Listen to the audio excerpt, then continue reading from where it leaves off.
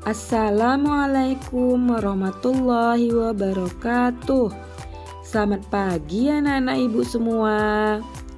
Semoga hari ini anak-anak ibu dalam keadaan sehat dan tetap semangat untuk belajar di rumah. Anak-anak, hari ini kita akan belajar budaya Melayu Riau atau BMR mengenai tata krama dalam bertamu dan menerima tamu. Anak-anak, dalam masyarakat Melayu, khususnya Riau, tata krama bertamu dan menerima tamu mengacu pada tata krama yang diajarkan dalam agama Islam. Nah, yang pertama kita akan membahas mengenai tata krama kita saat bertamu ke rumah orang. Bertamu artinya kita datang berkunjung ke rumah seorang teman atau kerabat. Dalam bertamu ke rumah orang, yang perlu kita perhatikan adalah yang pertama, memilih waktu berkunjung yang tepat.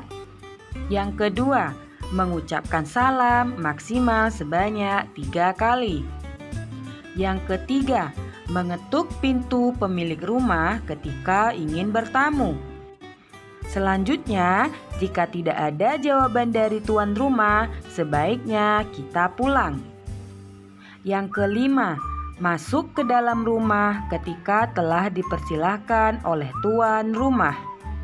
Yang keenam, ketika tuan rumah belum mengenal kita dan meminta kita untuk menyebutkan nama, maka kita harus memperkenalkan diri. Yang ketujuh, menjelaskan keperluan kita saat bertamu. 8. Ketika di dalam rumah orang lain, kita bersikap sopan dan dilarang mengintip isi rumah. 9. Kita dilarang melihat-lihat ruangan selama bertamu sebelum memperoleh persetujuan dari tuan rumah. Yang ke-10, kita meminta pamit dan mengucapkan salam ketika akan meninggalkan rumah tamu. Selanjutnya, kita akan membahas mengenai tata krama kita dalam menerima tamu. Anak-anak, dalam menerima tamu, yang perlu kita perhatikan adalah yang pertama, menghormati tamu yang datang berkunjung.